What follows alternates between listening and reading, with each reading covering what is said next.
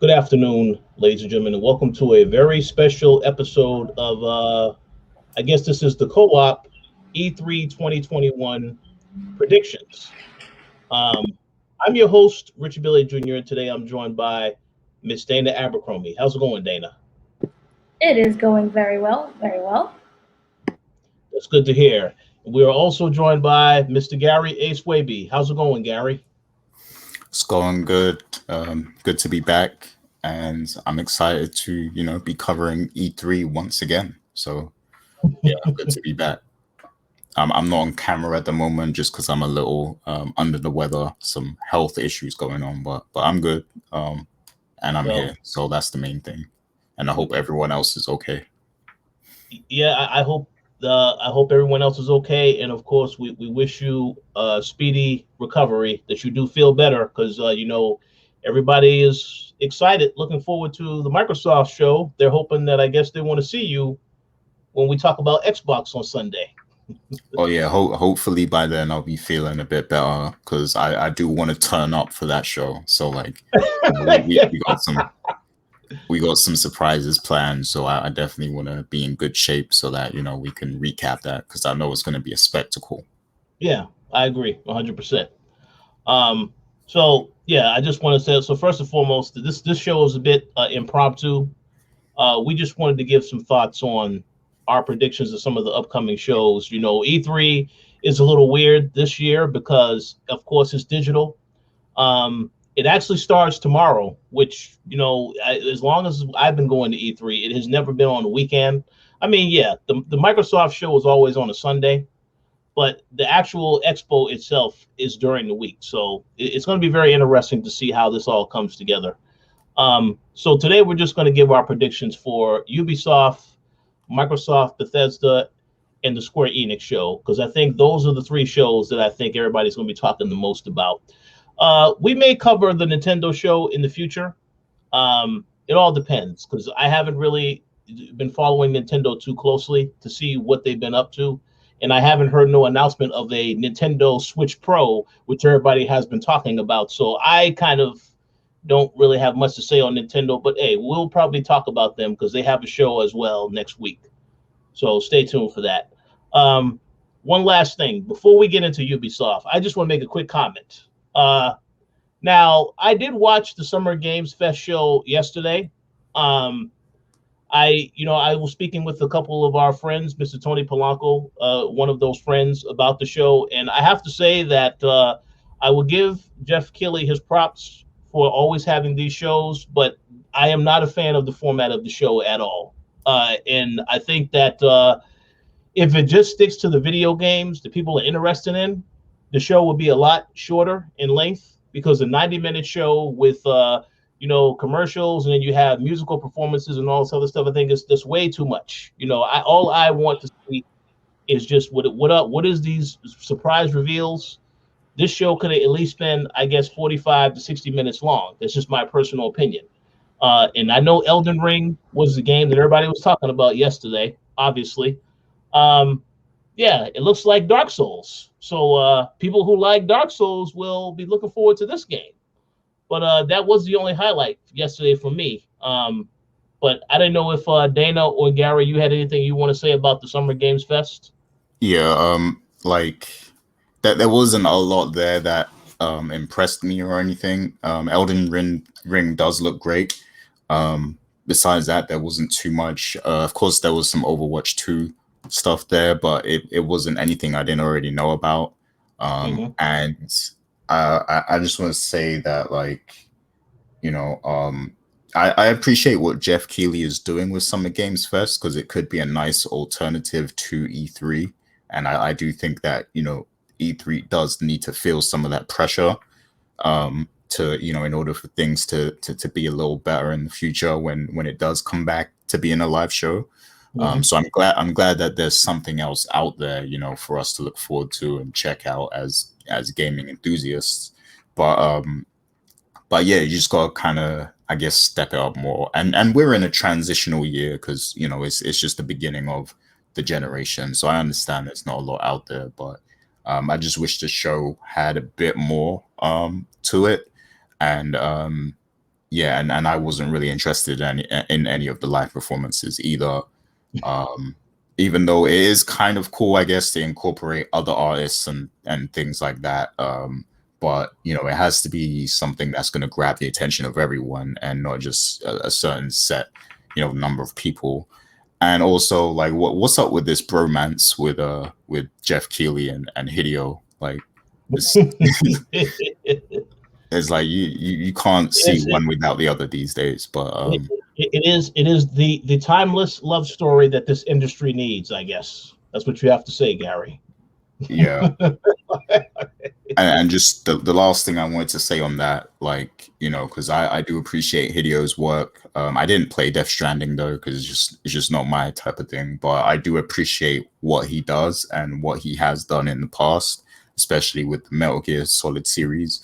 But I wanted to see something new from him. But all we're getting is this director's cut, and that's cool. Well, I guess he's doing the whole Snyder cut thing, but I want to see more from Hideo.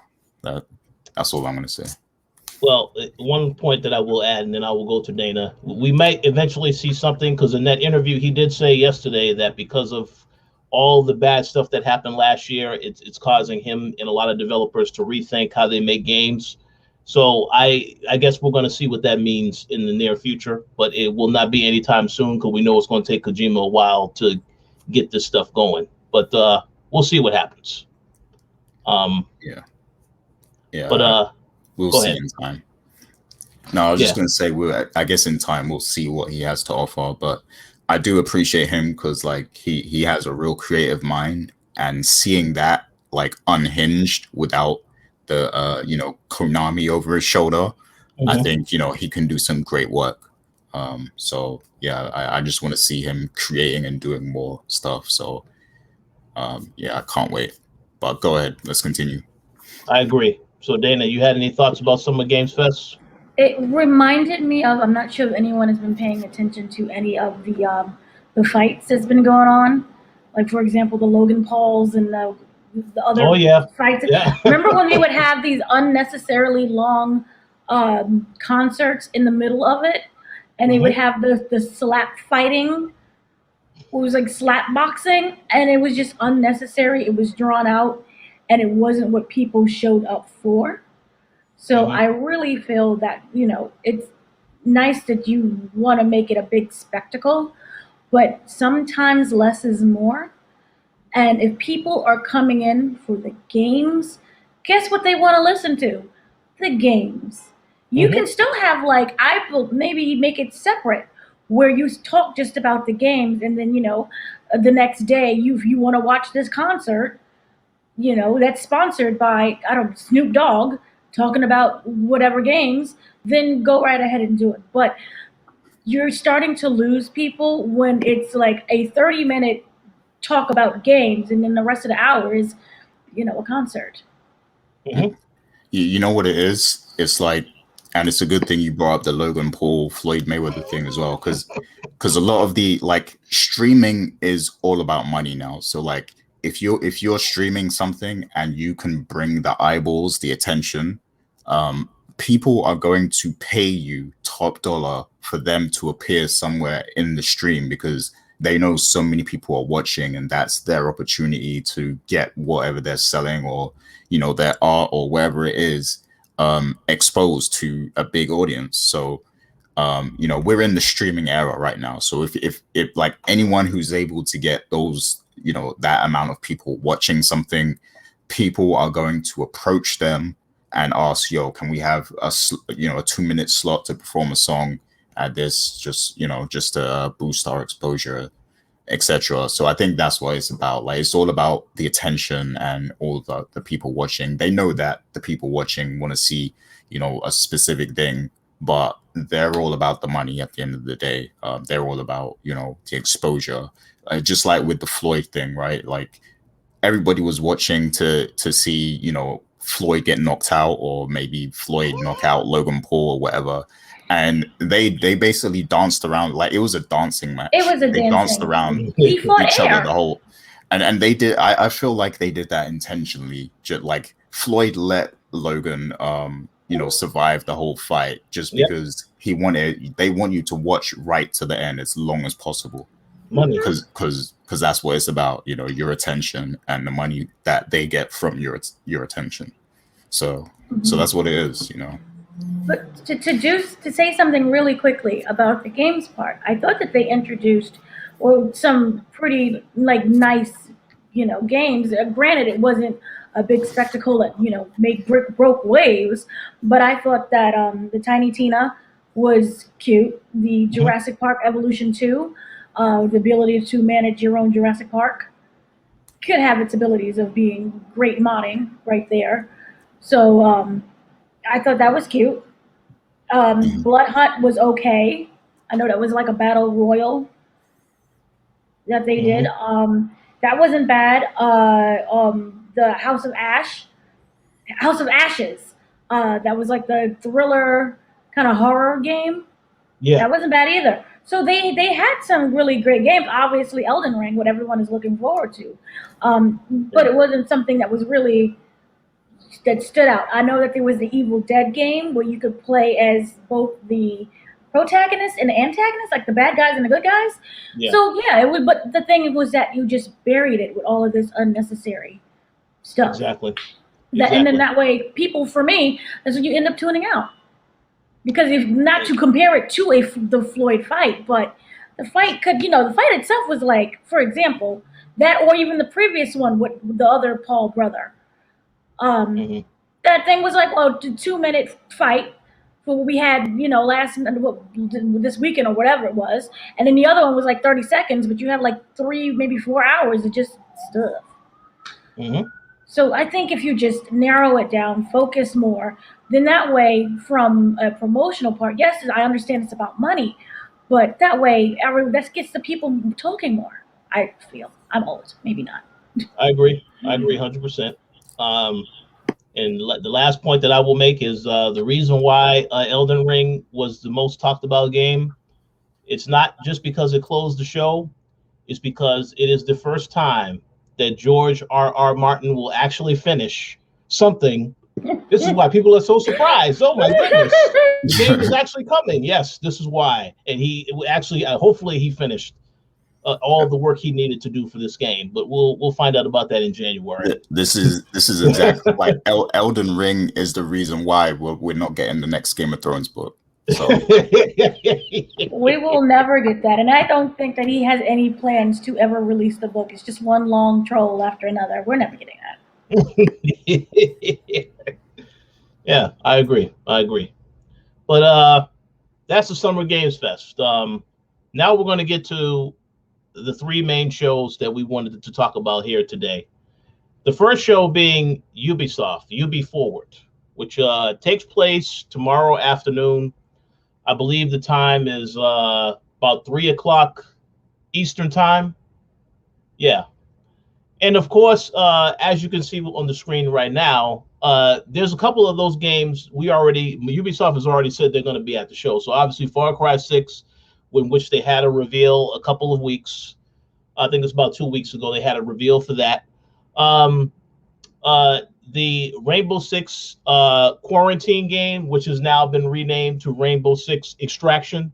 Obviously, I think we all know why they changed the Quarantine title. It's pretty obvious.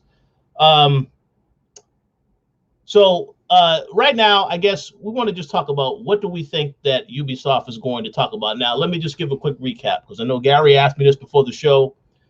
Assassin's Creed, there is, I think there's more DLC coming for that. So, yeah, they'll probably talk about that. But I don't know if it's going to be any other games. But I guess I'll start with you first, Gary. I know you was a huge Assassin's Creed fan and Watch Dogs fan. What do you think that Ubisoft will talk about tomorrow as far as surprise announcements? Yeah, so I mean, I am looking forward to what the possibilities are of their sandbox open worlds in the new generation and what they can do with them. But we just had an Assassin's Creed and we just had a Watch Dogs, so I don't think we'll see any more of those yet, unless it's DLC. But yeah, in terms of other things, one thing that you sent me, Rich, a few days ago, kind of intrigued me a little. I wasn't like at first I was like, would that work? But then, I thought about it more and more, and I thought about my own experiences playing the Division and everything.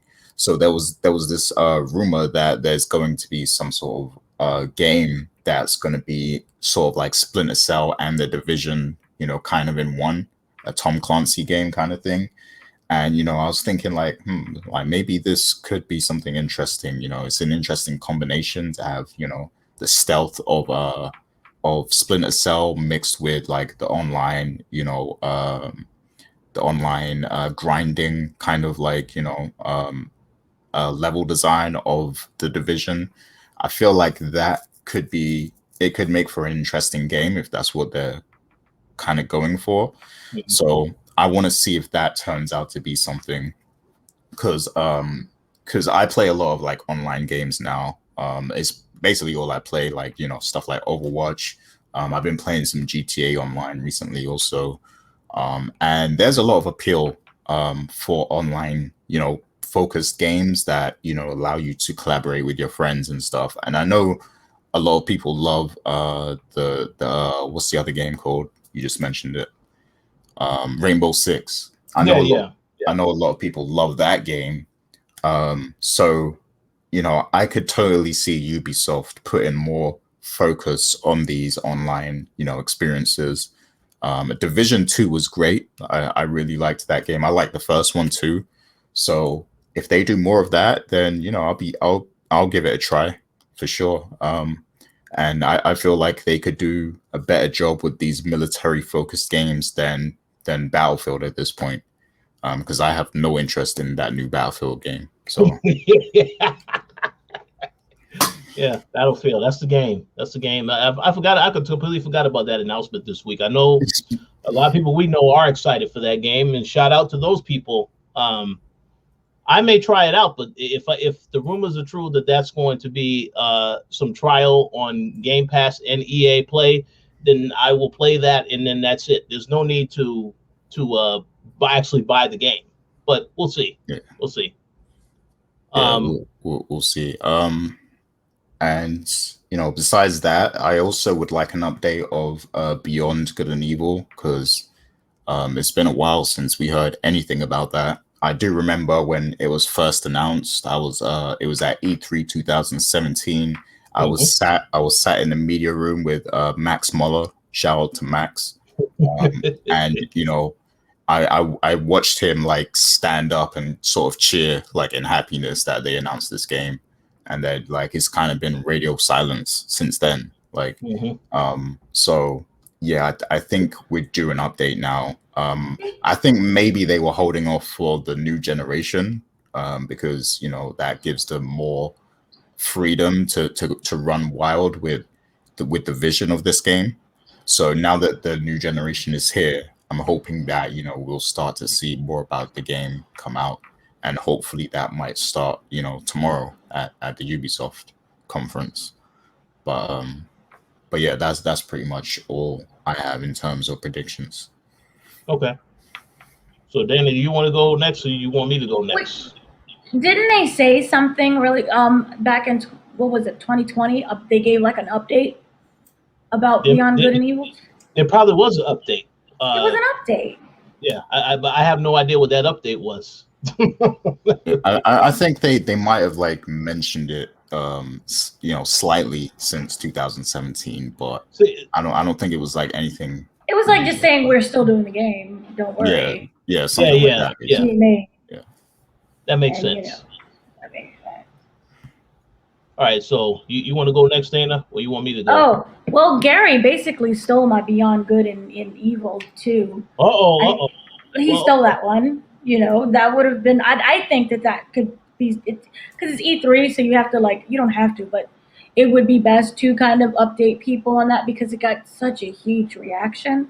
Mm-hmm. And I would, PS5 is out, and I know they're waiting for the engine thing, but I would really like for them to just update, even if it's a put together trailer. You don't have to announce any release dates. Just say, hey, you know how they have those little package clips?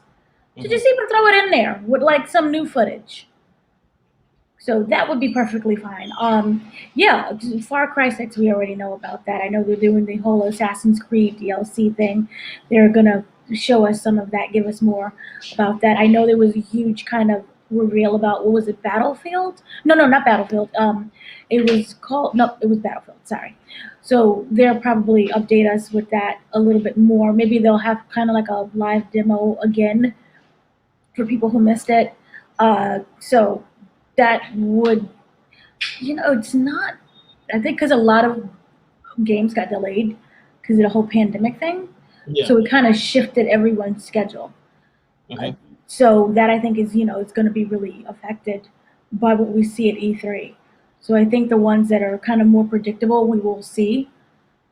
But I do hope that they throw in some surprises. Okay. Yeah, I agree. So as for my predictions, first and foremost, I'm gonna go to what Gary said when he mentioned that game. When I did send him that article, I think there's a lot of people that saw that story and they instantly became very angry because the one thing that they want in the state is the same thing that I want. Where the hell is the new Splinter Cell game? Because the thing about it is that the last couple of Ubisoft titles, they've been putting Sam Fisher in as like an additional character in as content in other games. Like in the Rainbow Six game, I think it was Rainbow Six Siege. They had him as one of the operators recently, and then in the Division they had a Sam Fisher content in that game as well. So the way I look at it is, I think it's time for them to have another Splinter Cell game, and that is an announcement that I was expecting that announcement at last year's E3. I would say the last one I went to in 2019. Yeah, I was expecting that announcement, and then when it didn't get announced, I was very disappointed. So I hope that announcement is coming. And I did want to make one comment, and again, this is just this may not mean anything at all. Okay, I just want to make that very clear. Netflix announced earlier today that they have 3 animated series that are coming that are all Ubisoft series. One of those series is Splinter Cell. So I decided, I responded to the tweet online earlier today, and I said, I love animation, I love animated shows, but I would love to know what is going on with the next Splinter Cell. And I said, I hope that we get some news about that sooner rather than later. And then lo and behold, someone at Ubisoft saw that tweet and they liked my tweet. So I don't know what that means. I don't know if they're working on something or if, I have no idea what that means. So I guess we'll find out tomorrow. Well, go ahead. We're going to say that? It Tribeca, because there's Tribeca Games. There's a whole thing where they're going to talk about the Tribeca, the Netflix game. You know how they're doing the Netflix adaptations of everything? Yeah. So they're going to talk about that. So I believe they may throw that in there. Not necessarily the adaptation part, but, here's the games a little bit. Okay. Listen. I think Ubisoft knows that the fans have been very eager for this game to come back, because I know that prior to this, Prince of Persia was another game that they were asking what's going on with that. And we know that's in development now because they released the update this week saying they weren't going to be at E3 because they need more time to work on the game, which is totally fine. So I hope that is the case for Splinter Cell. That would be a great surprise as far as whenever it's finally revealed. In terms of other surprises, well, this isn't really a surprise. I do expect another Just Dance, because I did hear that Gary is a huge fan of those games as well. So I do expect that to happen. No way. Beyond Good and Evil would be great to finally get an update on that. Another update on it. That'd be great. And my last prediction, and this is one that here's the thing. This might not happen, but I'm surprised it hasn't happened yet. But I think it needs to happen. I think we need to get another Mario and Rabbids game, because I remember when we was at that E3 and we saw that completely caught people off guard. They did not expect that game. It was a major announcement, and then I actually did get a chance to play the game. The game is a lot of fun. It was a really good game, so I was surprised that we never got a sequel to that game. We know that Ubisoft has a very good relationship with Nintendo, so I will be very surprised if they aren't working on another game, because that's an opportunity when you know that that's a new franchise and was successful. So yeah, I would love to see that get announced, that they are working on a sequel. It doesn't have to come out this year. I mean, I think this year their focus is on Rainbow Six, and then of course Far Cry, which already has a release date. So I don't really think that they need to focus on too many big titles. And again, we do know also Ubisoft did say they want to try to scale back on the big titles and focus on a lot of the stuff that they've already been doing online. So that goes right along with what you said earlier, Gary. They will continue to support the games that are already out with more DLC, more content, stuff like that. And I think that's their long-term focus. But they will still have AAA titles. I think they're just going to scale back on having so many of them come out in a year, which I think is a good idea. So we'll see what happens. But that's all the predictions I had. Do y'all had any other points y'all wanted to make before we move on to the next show? I have nothing more to add. All right. Great. So this is going to be the fun one here. The Xbox and Bethesda showcase. Uh-oh. Now, this show is on Sunday. This is the show that I feel everybody and their mama will be watching on Sunday, because this is the one that everybody will want to watch live and get a reaction, because Microsoft, we know in the past, Microsoft has always hyped up saying they're going to have a big show. But this is, I think, a year where they have to have a big show, because when the Series X launched, there wasn't really any launch games, not any exclusive, notable launch games on that console. And I think that because again, Halo got delayed, and I was surprised that they still released the console when Halo got delayed. That was very surprising to me, because I was wondering, why would someone pick up a Series X if they don't have Halo? What other games are they going to play? And for the most part, Microsoft has just been releasing, enhanced versions of the other games that are already out. Like they'll have an update, frames per second boost, stuff like that. So they've still been getting by with that. So I feel like now that you have E3, this is your showcase to show people what they can look forward to over the next several months. There's no way they're not going to make some major announcements at this show. So I'm going to switch up the order here. Dana, would you like to go first on this one?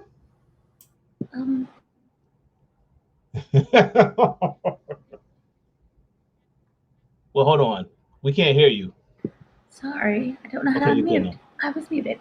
One of the big things that I know that we can expect is more talk about the Games Pass.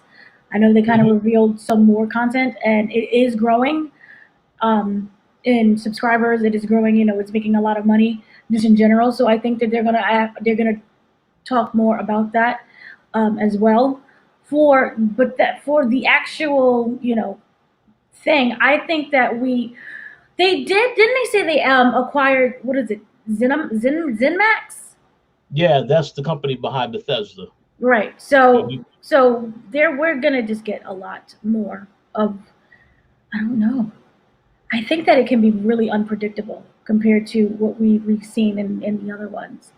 So I do think that, again, we're gonna get Starfield. I know they talked about that. I know we're gonna probably get way more gameplay, hopefully, footage with that. And I know that it's like 90 minutes. So I think they're going to just make a lot of announcements that they're probably not going to, hopefully not reveal all of the release dates for everything.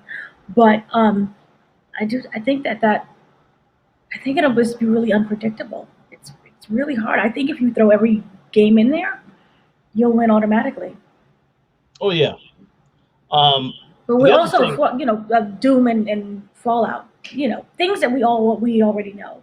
Well, I will tell you, if the new Fallout is announced, a lot of people will lose their mind, because they will be highly excited of that. So, and Deathloop. See, that's the thing that we'll have to see about that, because Deathloop, when Microsoft did that deal with Bethesda, Deathloop was already in a deal, like a timed exclusive deal with Sony. So that's coming to PS5 later this year. I think it's September, because it was supposed to come out back in May, but then they delayed it to I think September. So that's going to be on PS5's console for I think a whole year. So we may not, it may not be coming to Xbox until next year. You can still, there have been games that they have announced way in advance. Oh, so yeah. You could at least announce the date. Not even the date, the year. Oh, to say that it's coming to... It's coming, yeah. It's coming at some point to Xbox. Yeah, they could do that. And they can also, I know that there's Forza Motorsport. That's a whole thing. Yeah, I definitely expect to see that. 100%. I want them to bring out all the cars. That would be really nice. So, yeah, there's a lot of things that they are going to announce. Yeah, absolutely. It's a lot. It's a lot. Oh, and maybe we'll probably get some kind of, I think a lot of, you think there's going to be a lot of celebrities with this? Well, here's the thing. I know it's a pre-recorded. I believe it's a pre-recorded show. I don't 100% know for sure. Maybe it is, maybe it isn't. Some stuff might be live. What I do know is that they're going to probably have maybe a few celebrities there. Won't be no musical performances, obviously, you know. But Dance. No, that's the other one. I think Dance will have a musical performance. Well, Ubisoft. I mean, I don't know. Ubisoft may have something. I mean, it's a live stream, but I kind of feel like they're going to add something to that live stream to make it get people a little bit more excited. So we'll see. We'll get Elder Scrolls. You said Elder Scrolls. We should get that. Well, that game, I think that game is way away from release. Since they have announced it, but you can announce games. We've seen it, and this is the thing that always aggravates me. Is the fact that you'll announce games, and then it'll be like 10 years later, and we're still announcing the game. You're 100% right, because they did announce that Elder Scrolls is in development, but they haven't said anything about any. They just said it's coming. It's in development. But with Starfield, they have been specifically saying that this game, like, there's a lot of rumors about this is the game that is 100% coming before Elder Scrolls. So I mean, I don't know if that changed. Yeah. We'll see. Avowed could come. Say what? Avowed. We saw a teaser for that last year. We saw that. We can get more than a teaser. I hope we do. I hope we do. And there's Halo. I think the standard games we can kind of expect.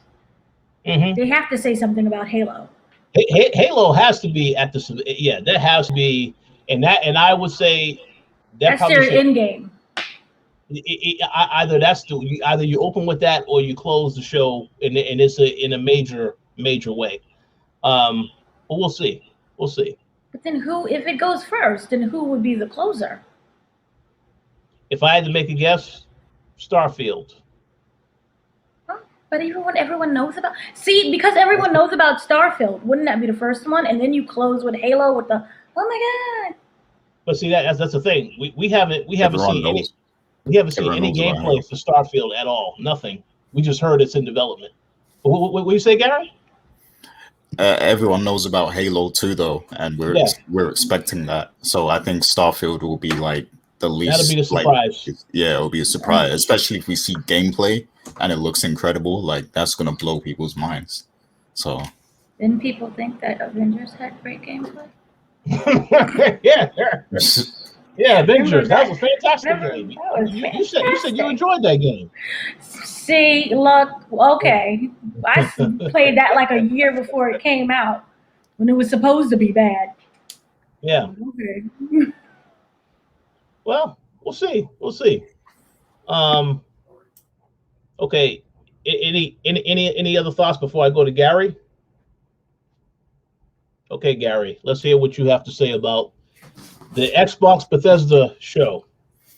Yeah, so I mean, this is the show everyone's waiting for, and Microsoft knows, like, this is their moment. Like, there's no Sony at this, so this is their time to shine. and they're not gonna waste a moment. Those critiques we had about the Summit Games Fest, it's not gonna apply here. They're gonna get straight to the action, and they're gonna be dropping heat throughout that whole conference. I guarantee you, right?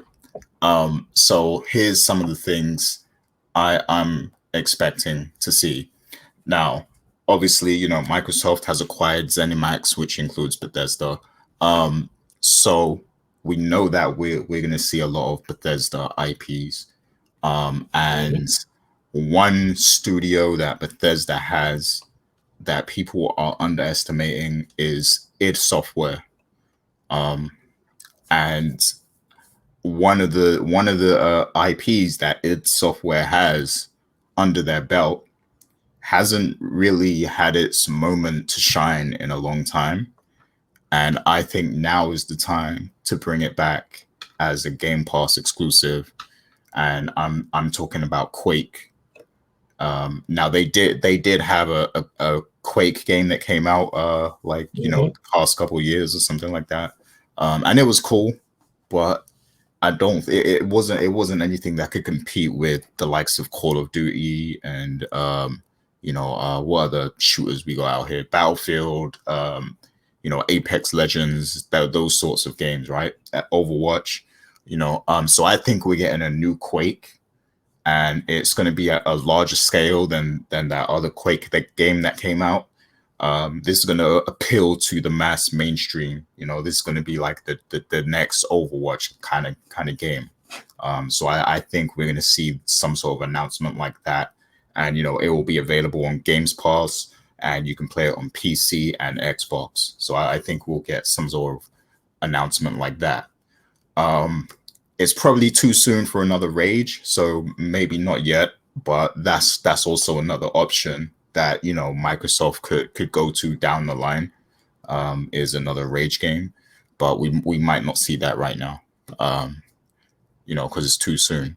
But also, I think, another studio that Microsoft acquired is Obsidian, and we know that they're working on Avowed, and everybody's looking forward to it. And we might very well see a lot of that tomorrow too, but that's not my prediction. I think that's kind of inevitable. Like we expect to see that, but my prediction here is that now that they have Obsidian and they have Bethesda, I think we're going to get a new Fallout New Vegas. Yep. Like a fusion, because Obsidian they developed the first Fallout New Vegas for, they made it for Bethesda, basically. It was like a collaboration, right? And everybody loved that game. It wasn't like Fallout 3. It was like, it was a bit different. It had its own kind of flavor. And they haven't really had that same kind of flavor, since then. Fallout 4 was all Bethesda. So I think that we're going to get a successor to Fallout New Vegas, with Obsidian and Bethesda collaborating under Microsoft, because it just makes sense to do that now. They can use the Fallout 4 engine, maybe an updated version of it. And yeah, it will be something cool for Fallout fans. A lot of people love Fallout, despite what happened with Fallout 76. People love that series. So I think we need something to kind of polish up the name a little bit, because Fallout 76 was a disaster. So yeah, that's something else I expect to see. And then also, it's about that time for Elder Scrolls 6 to be revealed.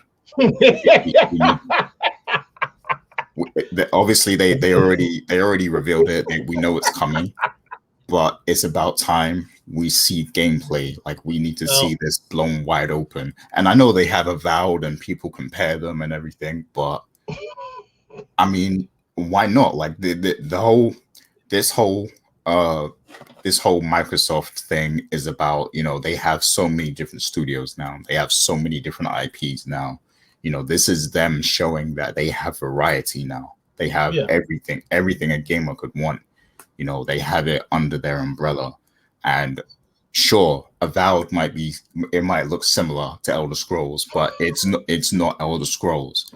So I feel like you can show them both and they won't take away from each other. You know, Elder Scrolls has its own sort of theme, its own dynamic to it, and Avowed is something new that we haven't, experienced before.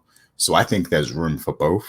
And Elder Scrolls 6 might not actually come out for another few years or so. Maybe Avowed comes out first. So you can give us a sneak peek of what we can expect, in Elder Scrolls 6. Maybe show us some of the new technology, some of the new features that they're able to do with the updated hardware and everything. So yeah, I expect some sort of sneak peek into Elder Scrolls 6.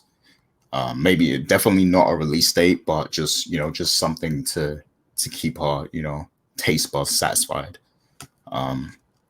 So yeah, that's something else. And then also Starfield, I think everyone's expecting that at this point. I think we're definitely going to get gameplay, and I think there's a lot of people who are, what's that game called?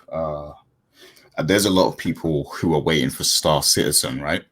The game that's never coming out, and and that's just because of how amazing it looked and how it seemed like you had the freedom to just get your own ship, fly around the whole universe, and do what you want. Like you can have import export business, you can sell ships, you could do wherever you want, like freedom basically. Like Mass Effect, but with freedom. Like it's not just a story, you can actually just do what you want kind of thing, right? Everybody expected that from Star Citizen. I feel like they can do it with Starfield and it will actually come out. So if they show us something incredible to that magnitude, give us a bit of what we were expecting with Star Citizen and a bit of what we were expecting with No Man's Sky, and do it with the presentation of like a Fallout or Elder Scrolls, but obviously the graphics will be way better and everything, way more realistic. If they show that and it's that it's that good, it's that level of quality that we expect from next generation, then that is hands down going to be like the most anticipated game ever. Like that is going to become the new Cyberpunk, but hopefully not when it comes out. It won't have the same level of failure as Cyberpunk, but it will it will have the hype level that Cyberpunk had before it came out. So hopefully that is going to be the case. And then I think they're going to address some of the logistics of this acquisition with Microsoft and Bethesda. I think they're going to let us know some of what will be shared with other platforms. And my prediction for this is that I think they're going to name certain IPs that will be cross-platform. I think they're going to say Elder Scrolls and Fallout and Deathloop will be available on other platforms, but you can play them on Game Pass indefinitely. So if you have a Game Pass subscription, you get access to these games. They will never go away from Games Pass, and that makes it available on PC and Xbox consoles. So I think that is the direction they're going to go. But they're specifically going to say Elder Scrolls, Fallout, and Deathloop, which means every other game that they show from Bethesda is not going to be cross-platform.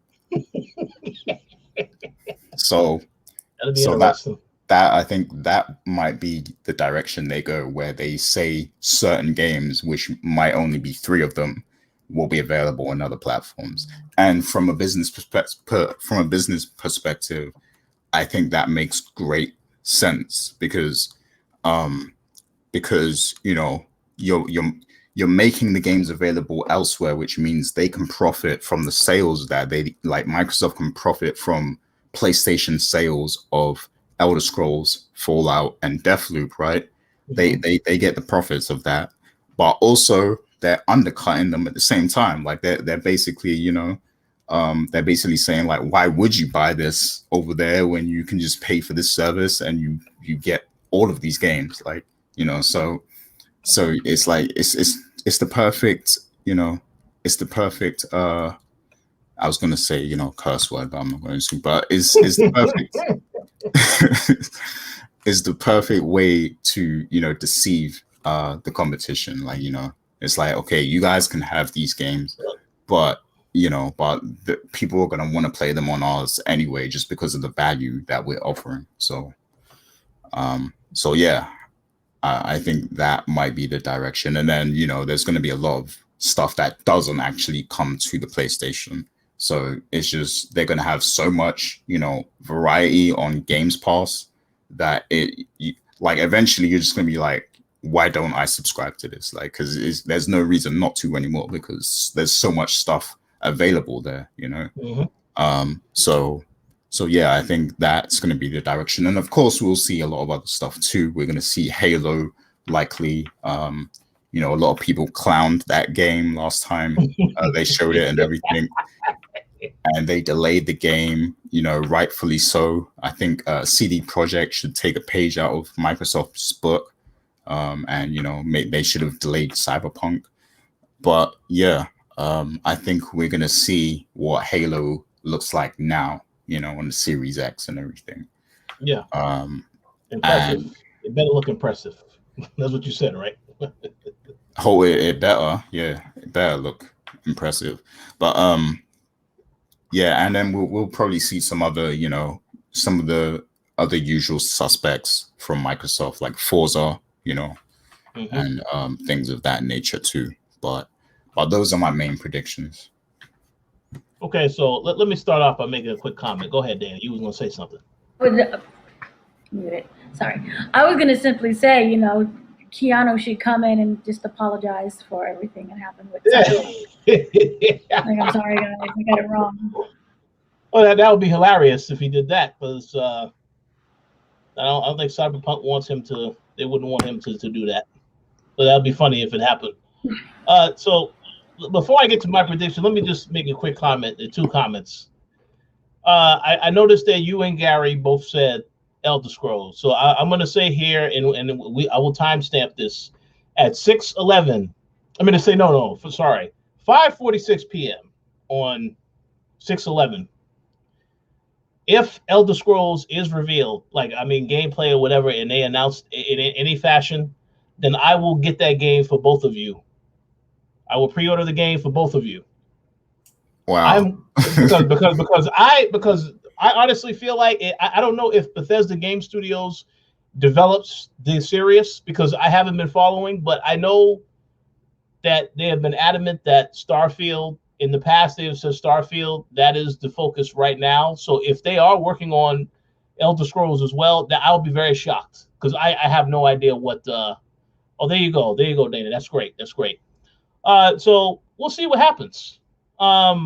I just find it hard to, because the thing is that obviously Bethesda has some stuff they're working on. I just don't know how much stuff they're working on right now pertaining to that particular game, because Starfield has been in development for a while, and Elder Scrolls has also been in development, but they never said how far along in development that game is. So we'll see. But it's a great prediction, because it very well could be true. And I'm gonna tell you right now, if the Fallout New Vegas stuff also comes true, that will be, everybody will be talking about this show, because those games in particular, those 2, Elder Scrolls and Fallout New Vegas, those are megatons. So yeah, and let me just say, I don't think we'll see a lot of footage from, if they did announce New Vegas and Elder Scrolls 6, we probably wouldn't see a lot of footage from it because it's too soon. But yeah, it could just be like a small teaser, and I'm thinking maybe more so like a tech demo for Elder Scrolls 6, just to show us a specific feature that we haven't seen before, that they're capable of doing, and they'll make it clear that this isn't coming out anytime soon. We're a few years out from this, but just to let us know that to whet our appetite that it's coming. So I think that is what it's going to be like. I don't think they're going to blow it wide open and show us like a 5-minute demo or anything like that. Just, just a little something just to that makes sense. Yeah, that could happen because wasn't it at a Bethesda conference we was at, and I don't know if it was 2017, where the same show they announced, and Fallout 4 is coming out later this year. In that same show, there was a whole bunch of other things that Todd Howard talked about, and I think that this was one of the games that they spoke about, whether it was Starfield or Elder Scrolls. But he basically talked about multiple games at that show, and some of those games still haven't come out yet. So that certainly is possible. Yeah, they already confirmed Elder Scrolls 6, so we know it's coming. But we'll see. Okay, so as for my predictions, I agree with a lot of stuff that was said. I'm gonna. There's a couple of things that I did want to mention. Earlier this year, it was revealed that Machine Games is working on an Indiana Jones game. Okay, I'm gonna make a prediction now, because that game is, I believe that game is coming out this year, and my prediction is that's going to be an Xbox exclusive. And let me explain why that is.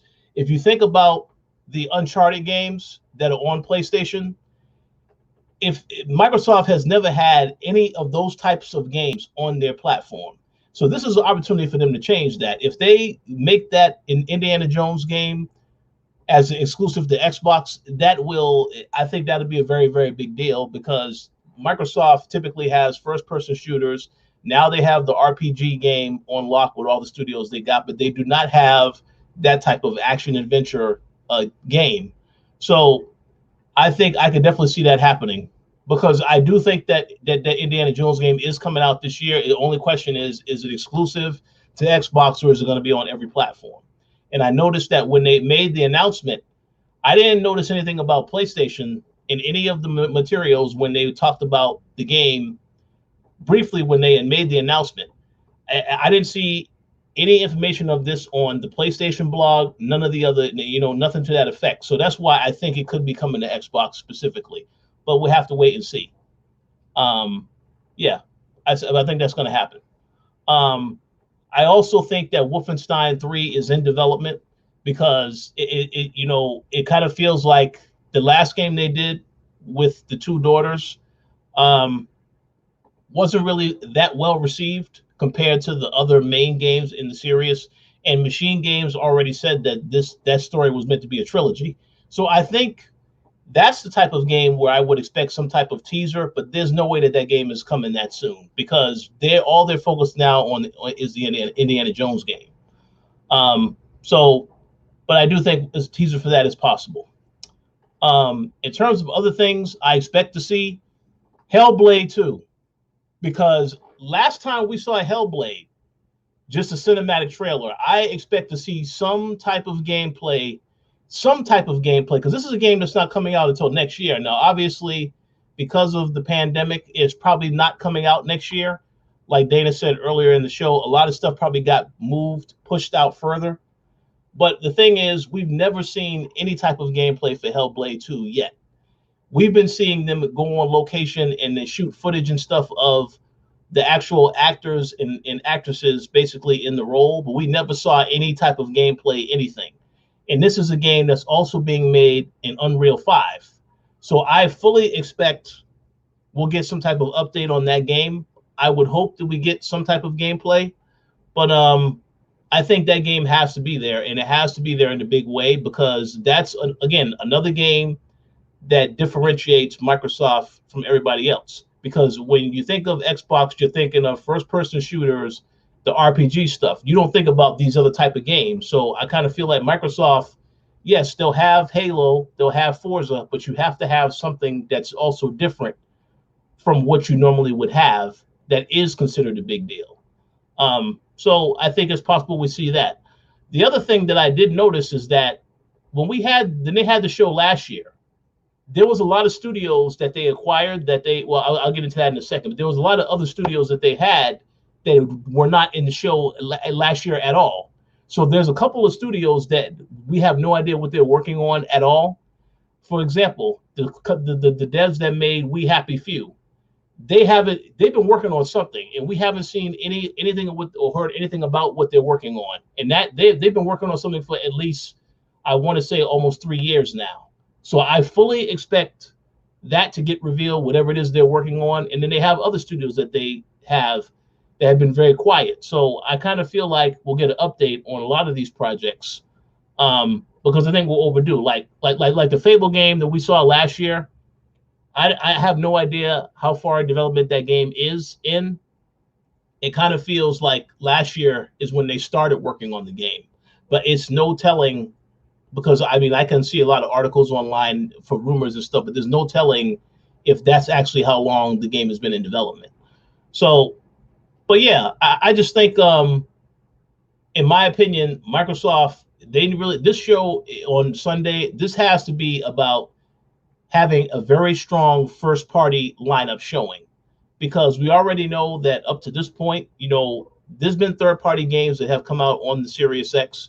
And obviously Microsoft, yes, it is the more powerful console. Some of the games perform better on the Series X. But I think from a business standpoint, they really need to focus on highlighting the first party stuff heavily on Sunday. You can talk about the third party stuff, because we already know that Battlefield is going to be there, because that was in the announcement that they're going to have a gameplay reveal at the actual Xbox show. So that's going to be there. That's fine. But I really think they need to focus on first party. Like a majority of that show should be all first party stuff, in my opinion.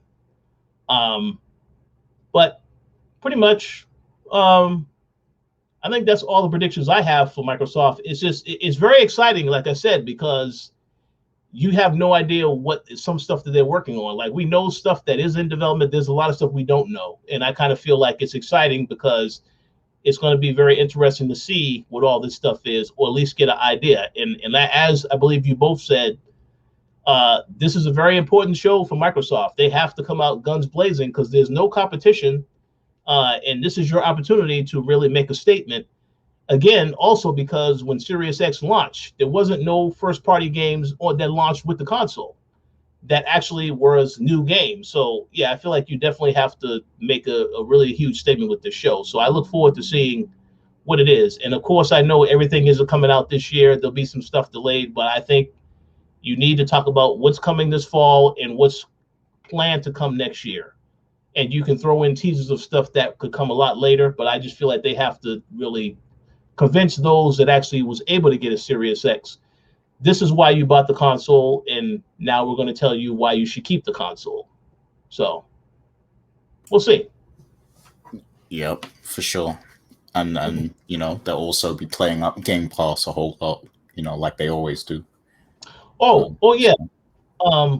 Yeah, I know Dana mentioned that earlier too. That actually reminds me also. There was an announcement came out yesterday that with Summer Games Fest, they're actually going to be making 40 game demos available on Xbox on next Tuesday, and all of those games are going to get talked about in the actual showcase. So probably like a montage or something to talk about that stuff on Sunday. But yeah, there's going to be 40 games, and a few of those games are games that we've been wondering. We played them in the past. We wonder what happened to the game, like that game Tunic, which is like the game where it's a fox and it's similar to Zelda. That's one of the games we're going to have a demo for next week that you can actually play on Xbox.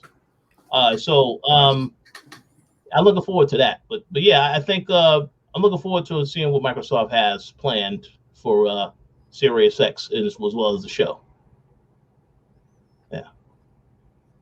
So, any final thoughts before we move on to the final show we wanted to talk about? No, just that, I hope everyone's going to be watching that Microsoft show, because that's going to be the one. That's going to be the one to watch this weekend. So, and we will be recapping it too. So, be on the lookout. Absolutely. So, finally, the final show, the show that Gary is obviously looking forward to more than any other show, Square Enix. Now, I know that with the order we've been going, I know, Gary, you spoke first on Ubisoft. Dana spoke first on Xbox. So I'm going to speak first on Square Enix. I'll I want to just say this. Forsaken. I'm going to say Forspoken. We need to see more of that at this show, and then my prediction is we will see more of that. I think that Final Fantasy 16 will get a release date. Don't quote me on that, but I kind of feel like we saw, like, at least the reveal trailer. We got to see more of that on this Square Enix presentation. That would be a missed opportunity. I don't think that Final Fantasy 7 Remake Episode 2, you're not going to hear anything about that. I think maybe the end of the year you'll hear another update on that. I'll be shocked if they actually have an update for that game in the actual conference presentation. We'll see. But as far as all that stuff is concerned, I'm trying to think, is there anything else that I think Square Enix is going to talk about? I don't know if there's another Tomb Raider in development. Possibly. What I personally want, and obviously I don't think this is going to happen, I'm just going to say it as a prediction. I want to know what's happening with Deus Ex, because that's another series that, it was good. To say the last game maybe not as great as the previous one, but I kind of feel like at some point they need to come back to that franchise as well. And that's the other thing too. They are going to talk about Dana's favorite game, the Avengers Black Panther content. I'm pretty sure they're going to talk about that also. So, but it might actually. Here's what I've been thinking. Mm-hmm. It could actually not suck because they know how bad Avengers, their games suck, and maybe they have improved on it. So it will be less sucky. And then, coupled with the fact that you have Chadwick Boseman and how he passed, you can't do him this. I mean, he's not in the game, but still, the legacy of Black Panther is tied into the legacy of Chadwick Boseman. So hopefully, it won't be that bad. And then, of course, we're going to get a nice little dedication to Chadwick in the game either way. Oh yeah. I hope so. I really hope so, for the sake of Chadwick's memory. They do not mess up whatever this content is, because that would be very devastating. We'll see. They need to just pull the plug on that game and start again. Well, I will be honest. I'll be honest with the both of you. When I got the PS5, I started playing that game because I wanted to see when they had an update for PS5. I wanted to try it and see how is the game, and the game is very repetitive. It's not a great game, even performance-wise.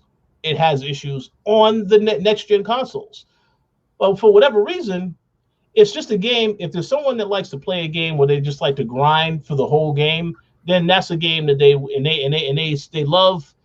love the Avengers so much, the Marvel characters so much, that they absolutely 100% will say, okay, I will give it a try.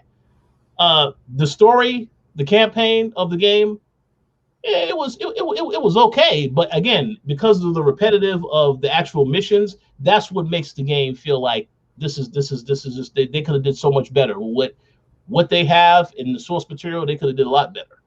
So it is disappointing. That's why I do hope what Dana says is accurate, and that the Black Panther stuff is treated with a little bit more care. But we'll find out. I don't think that content is coming out until the second half of the year. And that's the other thing too.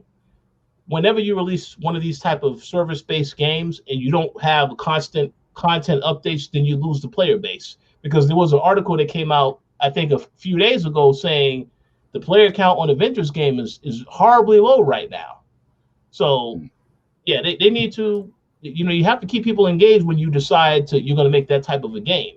That's why I question Battlefield being only multiplayer, because you have to have a lot of, like, number one, there has to be a lot of modes when that game launches. And I got into an argument about this the other day with our very good friend Weapon X, because obviously if you love multiplayer games, that's great. But I feel if you're going to launch a multiplayer game, it has to have a ton of content, and you have to be constantly updating that, because if you don't, somebody's going to get tired of the game and then they're just going to put it down. So we'll see. Yeah, like I'm just really disappointed with that game, like, and how it turned out, because like we're conditioned for games like, Arkham, the Arkham series, and Spider-Man. Like, they really set the Hmm. bar. They set the bar with what a superhero, game is supposed to be like, and the quality we're supposed to expect. So Absolutely. when you tell me you have an Avengers game, we're expecting something that will match those expectations. And I just don't know why they decided to go this path with the game, especially if they don't have a lot of content, to follow up. Because if you have an online game, you need content like frequently. Hmm. So if they couldn't match that demand, then I don't know what made them go this path. They should have just did more of a story driven solo experience like Spider-Man and Arkham, and they could have had an online component with it, but Hmm. they should have focused more on that side of things first, I think, instead I of agree. this all online game. But yeah, That I just wish we got something else. I'm pretty sure that that's the investors that had a say in that decision, because they said, well, we want to make money, make it this type of game, and then we'll just, they were thinking about the money, obviously, but we'll see what happens. But I think that's yeah, that's those really the only predictions I could think of for Square Enix. Um, I think I'll go to you next, Dana, and then we're going to save Gary for the last one, because this is his company, so I'm pretty sure he's going to have a spirited rant about what it is that they're going to probably predict. I'm muted. Sorry. So for me, you already touched upon the War in Wakanda, the Mm-hmm. DLC thing. I think that we will probably get something along with Life is Strange and Oh yeah. and and Babylon. What is it? Fall? Maybe something with that as well. Just make Wakanda just look good. That's all we ask. We're simple people. Make it playable. So yeah. Also, there's a Guardian of the Galaxy game that is Ah. supposed to be coming out. I would love to have an update, a screenshot, anything. That would be really great. So I know that I feel that could be like a really big spot for them. Again, if it looks good, I kind of hope that it's not looking like Avengers. Uh, I think that anything that Marvel, any game that Marvel puts out, might, we'll have to wait and see, just in general, because of how disappointing the Avengers game came out. Mm-hmm. So I kind of wonder if that will kind of affect that as well. But the Final Fantasy, what is it? What are we up to now? 16. 16. The Endwalker one. The Endwalker one. I think we're going to see something along with that as well. We are going to probably get footage of. There's a remake that's coming on. That's coming up. I believe we'll get that. A lot of Final Fantasy. I see this kind of being. That's kind of their go-to kind of game. So that would be good. I know that there is a visit. What is it called? A Visit to the West. That's a game. It's kind of like it's like the I think it is. It's the Montreal is doing it. Eidos Montreal. Mm-hmm. So Yeah. I think we should get that one. I don't know, but maybe we might get something along with Tomb Raider. Yeah. So Mm-hmm. that as well. I think that may be the big one, unless there's something that's completely unexpected, which could be the Ex Machina, not Ex Machina, the Deus Ex. Deus Ex Yeah. one. Mm-hmm. But yeah, and I know that there's the Final Fantasy, what is it, 7, the remake, there's like a part 2. Mm-hmm. So they could touch upon that as well. And yeah, it's unless it has to be something big. I think Guardians might be big. And also, really interesting, really quickly, I wonder if we will get anything just in general regarding the games that were affected by the Warner Media um, Oh yeah. thing. Because remember, they worked with Gotham Knights, Suicide Squad, TT Games got affected by that as well. And so I wonder if they will come out and be like, hey, we're still alive.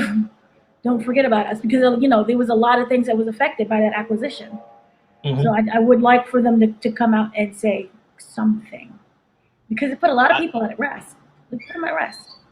I agree. I hope there is some details And it's a about Harry that. Potter game thing. That game I think was supposed to come out next year. I think I'm not 100% sure. The Warner Brothers situation is an interesting one because I know that as far as what E3 is in terms of their broadcast schedule, the only game that I've seen mentioned that Warner Brothers is supposed to have there is Back 4 Blood. That's the Left 4 Dead style type game. That doesn't mean they can't show and announce something else. So I will be curious to know. I think, yeah, I will be very curious to know. And I know that the Gotham Knights game that got pushed to next year, and the Suicide Squad. Yeah, that's Suicide like Squad. the big one. People lost their minds in DC fandom for that one. Oh yeah. So, that was the one. That was the most hyped up one. Yeah, Rocksteady's doing that. So it's like, what's going on? Yeah. So I as you said, some stuff is probably going to get further delayed because of the pandemic. Because I don't know how far along any of these games were in development. I know the Gotham Knights game was supposed to come out this year, but now it's got pushed to next year. So I have no idea if that's still the same timeline. See, that was announced when they pushed it. That was announced before they announced the merger. Mm-hmm. Yeah. Remember, they just wanted to get rid of Warner Media. Yep. So because of that, remember Rooster Teeth also got sold. Yeah. So everything is just a hot mess. So I would be comforting if they announced something. Well, I will say this. That I'm going to go to Gary. I can't wait to see the Discovery Channel game because that's going to be very interesting.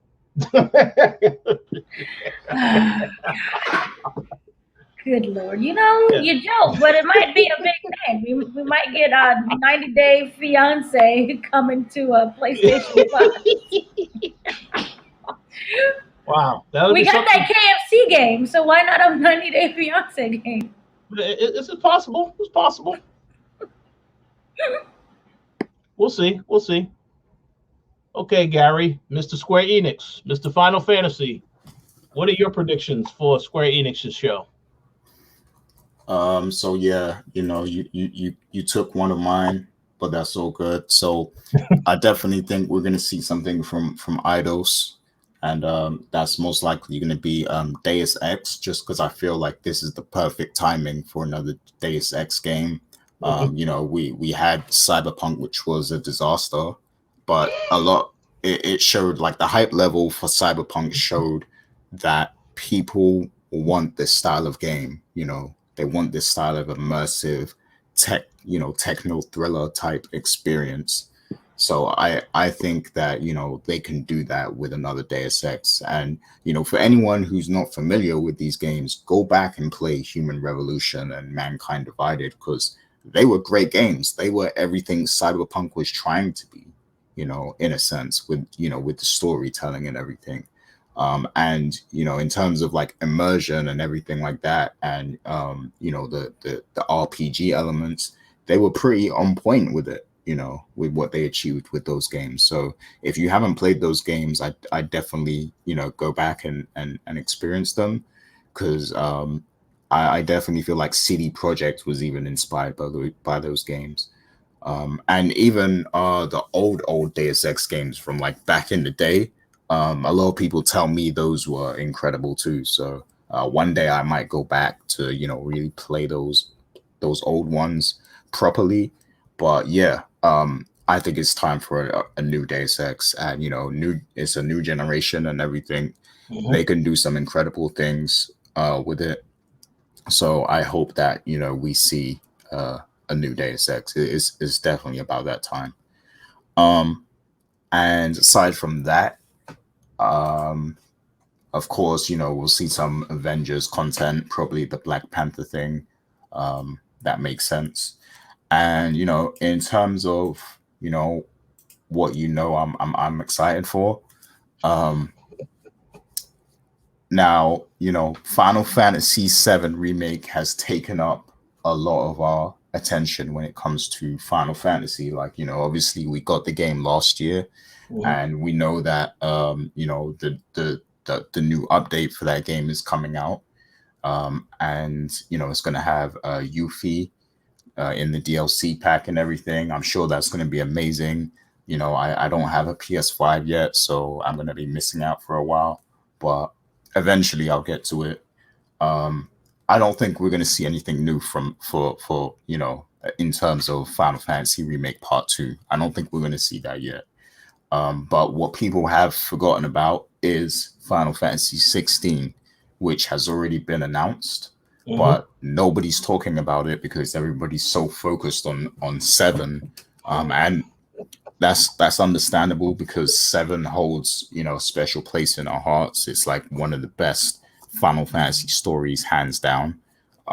But I think they're going to blow 16 wide open and tell us more about what to expect from that game specifically. I do feel like that game is going to come out a lot sooner than the next 7 remake will. Maybe not like this year, maybe like next year or the year after or something. But I do think we're going to learn more about what this game is about, the theme, the story, the characters, and everything. Maybe even show us some of the gameplay and the new things that they can do with the engine and everything. So yeah, that's what I would love to see. And there's also been talks of another Final Fantasy game that might be down the pipeline. And from what I'm hearing, this is like an all action, so it's not even an RPG, but it's like more of a Final Fantasy action style game. So sort of like Dark Souls or something like that. Now, one thing I do want to say is that the battle system in Final Fantasy Remake was spectacular. Like, they did a great job. Because in Final Fantasy 15, it felt like they were onto something, but it just didn't click all the way. So in 7 Remake, although it was a bit different, they kind of mastered and perfected that style where it's like, it's an RPG, but it's also very action based. The combat and everything. So I think they're going to go all action, and it's going to be a similar type of style as what we saw in 7 Remake. And I think this is going to basically be like their sort of Dark Souls experience in the Final Fantasy universe. So I think we might see something along the lines of that, and I'm excited to see what they could do with that. If that's what their intention is, to make like their own Dark Souls in the Final Fantasy universe. Like, I'm really excited to see what they could do. Obviously, I prefer the RPG style of gameplay, but I'm open to them doing something like that just because the 7 Remake combat was so fun, and they've been trying to do this action style RPG combat hybrid for years now. So I think this is the perfect time for them to just do an all action experience. And they kind of have done before with what was that game? Type 0. Was it Type 0? I can't remember, but there was another fully action Final Fantasy game. So, but I think they're going to do another one, but on a larger scale. So, like, the visuals are going to be comparable to like Final Fantasy 16, but it's going to be an all action experience. So, that's something else I'm expecting. And that's pretty much it. I don't think it's going to be a very long show, unless I'm mistaken. I don't know, but I don't think they're going to show too much. And we like Square Enix has a reputation for making us wait a long time for stuff, so I don't think they're gonna blow their load and show a lot of stuff. Just some things. So let me ask a real quick question. Will you be disappointed if Final Fantasy 16 and Final Fantasy 7 Remake Episode 2 are not shown at the conference at all? Yeah. Well, I'm not even going to expect to see Remake 2. Like I'm just not even gonna expect it because I feel like we're years away from that. Yeah. I think we'll see more of the integrate update and everything, but Yeah. I don't think we'll see, you know, the second part at all. So that wouldn't bother me if they don't show that. But if we don't see any 16, then yeah, I'll be disappointed. Okay. Well, we'll see. So those are great predictions all around. Before we wrap up the show, I just want to throw this in as a bonus question to catch y'all both off guard. Oh, look, there goes the schedule. So here's the thing. What we know about Microsoft, and this is an Xbox-related question. I just want to throw this out. We know that Microsoft likes to acquire studios. If there is one studio that you think Microsoft is going to announce that they have acquired on Sunday, what would that studio be? I got my answer. Okay. Do know. you want to go first, or Dana? You need some time to think. All right. Go ahead, Gary. So this is very controversial. That I mean, there's already been rumors and talks about this already. A lot of people said it's not true, it's not happening. But you know, I'm just gonna go ahead and throw it out there, and people can do what they want with it. Like, you know, they can say, Gary, you're an idiot or whatever. But I'm gonna say that they could acquire Konami's IPs. So yeah, you know, that they won't acquire Konami itself because Konami does a lot of other things. They do a lot of other business in Japan, so it's not just a gaming company. But I think they can acquire just the IPs that they had. So if they're able to do that, you know, that would be major.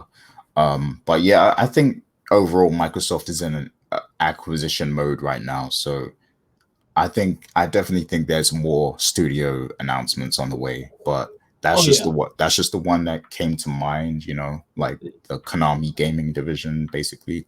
But yeah, Microsoft has definitely said they want to keep acquiring. So Dana, you need more time to think, or you got one? I'm muted. Sorry. No, you good. Now that basically everything is up in the air regarding the games that's being the studios with Warner Media. Why not they acquire one of the studios there? You know what? That is exactly what I was going to say. I want them to acquire Warner Brothers. I want them to acquire get Mortal Kombat, Batman, all of that to Xbox. That wouldn't even be fair if that happened. I mean, the fact that they are now being separated is not fair, and the fact that if you look at it on the long thing, Warner Media lost a lot of money with HBO Max. That goes with anything that you're trying to do new. You're gonna lose a lot of money. So with this being said, they need to still raise up something. So I could easily see them selling it all. I agree. And one other point that I will add to what you said is that I believe that I don't recall if this was a Twitter exchange online. It probably was a Twitter exchange, but there was a Twitter exchange between Ed Boon and Phil Spencer asking what would a Killer Instinct Mortal Kombat crossover look like. And they both seemed to be very interested in that idea when the question was asked. So all I'm saying, I mean, I don't know any inside information, but if they were to acquire Warner Brothers, I think that would be a very good move by Microsoft. But we'll see what happens. That would be nuts.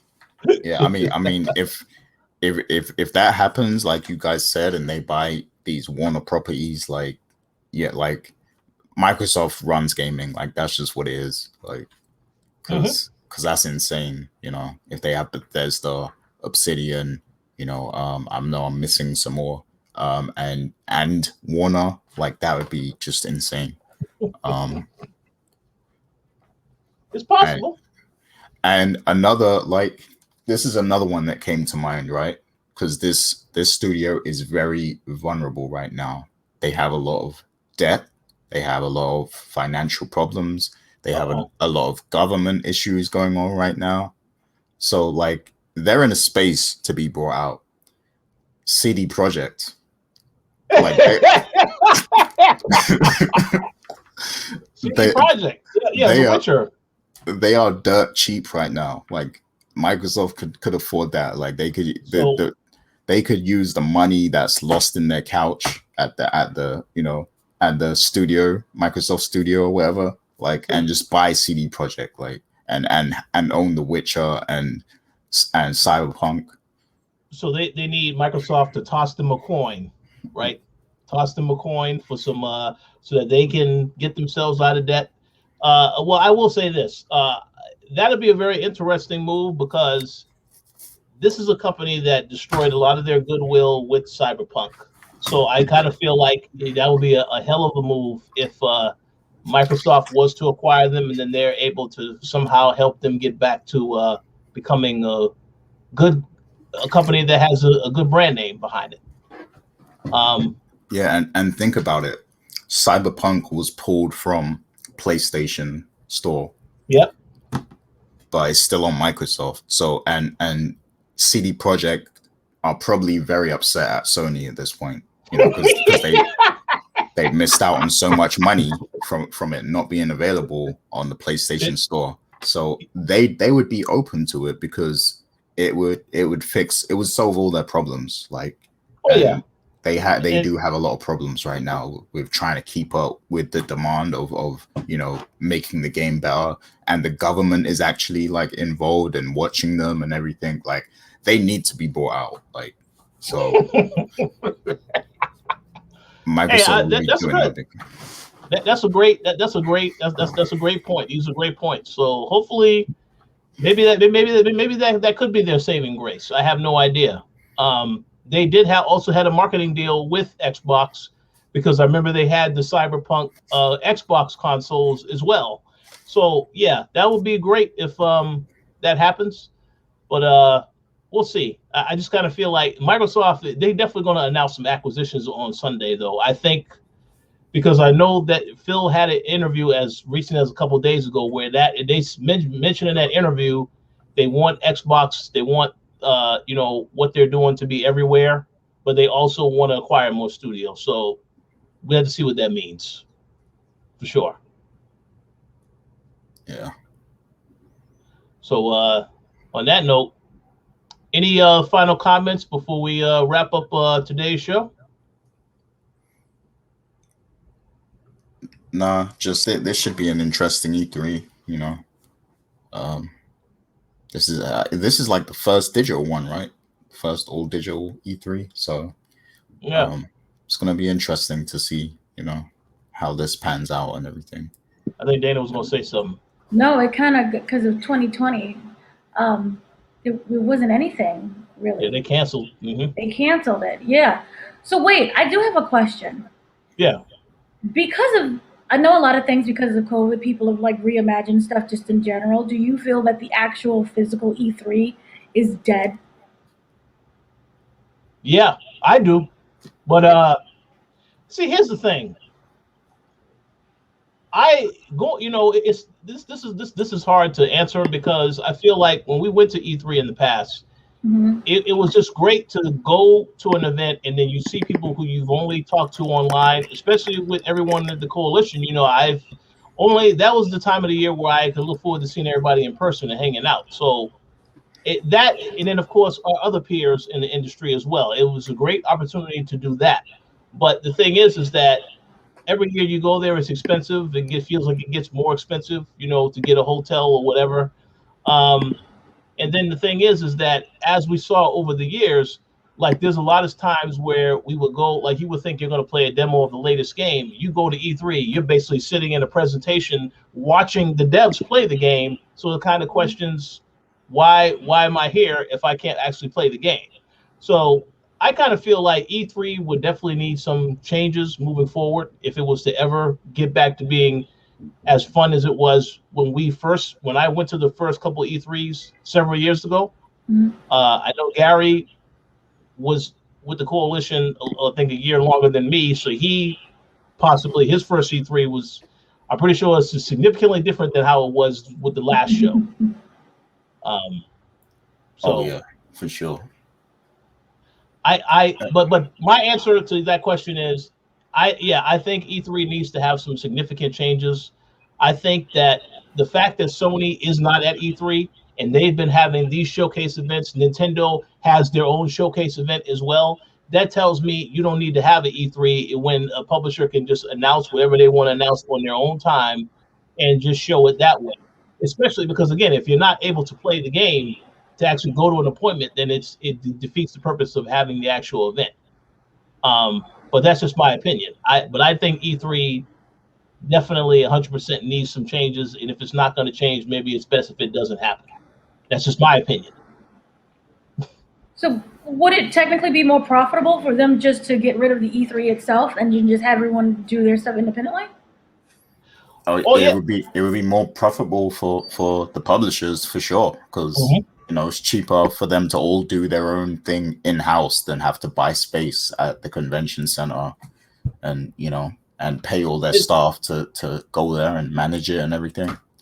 So and I think that's 100% accurate, because the thing is this, like E3 this year, like I did receive an email about the booth that they had there, the virtual booth that they have at E3. And all it is when you go to the site, you see, you'll see a logo of the company, whatever the company is that's there. You click on the logo, and then you'll see they will talk about it. It'll have a picture of the games that are going to be there. That's it. You just click through this stuff and look at it. You can't schedule an appointment. You can't send an email to anybody. You can't schedule an interview. None of that stuff. So I think that's why then I have to question, why are the companies paying the ESA to be at this event when there's not really anything that somebody can do on their end. It's just about getting more visibility on their product. But the thing is, Sony and Nintendo have figured out we don't need E3. We can have our own. EA also. Yeah, EA is a perfect example, because the EA Play event is not until July. And normally that happens right around E3 time. But yeah, they figured out, no, we're going to spend, why give the ESA money to help with the visibility of our product when we can just market this stuff ourselves on our own time, on our own schedule, and probably a lot cheaper, because I would imagine paying the ESA is a lot of money. So I definitely think there needs to be some changes to how they operate the show. And then the other thing is, the year when they decided to let the public in, that was very poorly handled, because you had the public going in there. It was overcrowded in the actual convention center. That's not how you should handle. Like, you have to have a plan for this. Like, if you decide you're going to have this convention, maybe have the media there for maybe 2 days, and then the next 2 days have the public there, or something to that effect. And Gary would know about that, because I think that's how they did Gamescom. Or how they used to do it, I think. So, that's how they used to do New York Comic Con. Oh, see? Mm-hmm. It was much easier. Now we're like fighting for seats. Beating up people. And the briberies. That's when the briberies started. Oh, yeah. Yeah. Lovely briberies. That was fun. Yeah, I think if it does come back in a physical form, they need to really rethink what E3 is, because definitely in the last few years it kind of got confused. It started to be, it went from being a media event to being like a public event, and instead of media, like all of the opportunities are given to influencers and streamers. Don't say that word, Gary. That's a no. Oh, my bad. No, I'm just joking. There's a lot of content creators I know we're cool with, so I have no problem with that. Oh yeah. I mean, a lot of them are cool and everything, but like, it's just, it just went through a transition of like, it started to become like a clout event. Like people were there for the clout of being at E3, and not for the games, and not for the love of games and gathering information and sharing it with the world and such and such. Like, it just started to be about who's at E3, basically. And that's not what the focus should be. I So I do recall, I think it was the first or second year that I was at E3, I had an appointment to play Gears of War Judgment. And it just so happens that I was playing against Soldier Boy. So I actually saw this guy trying to have a conversation, and there's a back and forth playing against this guy. That was a very interesting experience. It's a little crazy. Wait. So did he sell you one of his consoles? Oh no! At this point, he wasn't. I don't think he was making the consoles. He was still doing music at this point. Very successful. I mean, he does music now too, but I don't really listen to any of that stuff, and I don't think it's as successful as it was when he was back in the day. But that was a very crazy experience because he didn't have an appointment. Like, I had an appointment to play the game. All of a sudden, this guy comes in, or now you're going to be playing against this guy. I was like, oh, interesting. So. But yeah, there's a lot of celebrities. We've seen some celebrities at E3 in the past. I think we saw Dwayne from A Different World. He was there too. Yeah, he was there. So it's funny though when you see people at these events. You know, I wouldn't even know that they're into gaming like that. So don't forget we walked right past Lil Jon and Exhibit. Oh yeah. I remember that. Yeah, I do remember that. Yeah, it's funny. But I mean, it's fun. It's fun. Listen, I like going to the event. I like meeting, seeing people that I've only engaged with online. So I would certainly go back to another E3, but I think they need to make some changes to how they do this whole process. That's my only concern.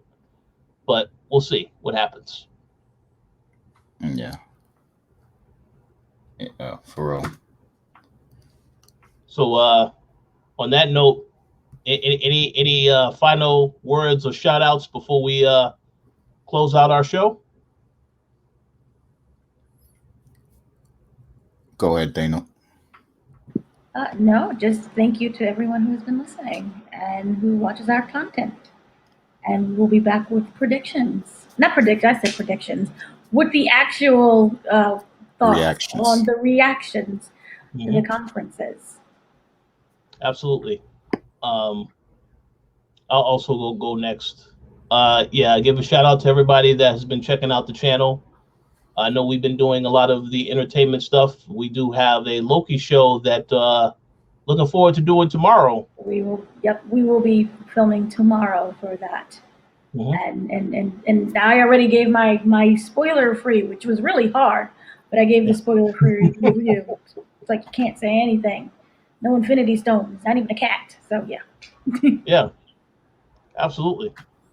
But hey, it's going to be fun. So we appreciate everybody for the continued support. Like I said, we'll be doing that show tomorrow. We're going to have our reactions to a lot of these shows this weekend. So stay tuned for some a lot more content from us very soon. And really quick, sorry, just to interject really quickly because I forgot. We will have the Tomorrow War press conference. That is the movie with Chris Pratt, where he goes back in time. And we will also have the Black Widow one as well. Black Widow, yeah. I forgot that movie exists. Shots fired. Yum. So, yeah. Sounds good. Yeah, and now, Gary, the floor is yours for any shout outs you would like to give. Yeah, I just want to give shouts to the people, like the loyal listeners of, the Koalition who have followed us over the years and everything.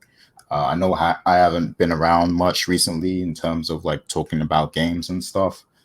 Just, I'm just going through this thing called life. We all have our trials and tribulations and challenges and everything. So just been going through that and, but it is always fun to come back here and do this and know that people are actually listening and they actually care what we have to say. Like that's a real privilege right there. And I appreciate that. So thank you to all the people out there, who have supported us over the years, regardless of, what we've been going through and everything. Like, because it's not easy to run like an independent media brand like the Koalition. It's definitely not easy at all. It's very taxing. But, the reason we kept going is because the people, we love interacting with people. We love, talking to, different people, seeing, hearing their opinions and what they think about, games or movies or TV shows, whatever it is. So that keeps us going. So, everyone who hits me up on Twitter, or the Koalition, big shouts to all of you, and thank you for all of the long-term support. So that's it. Very well said. Yes. So on that note, once again, thank you all for the continued support. Hope you all have a good evening, and we will talk to you all this weekend.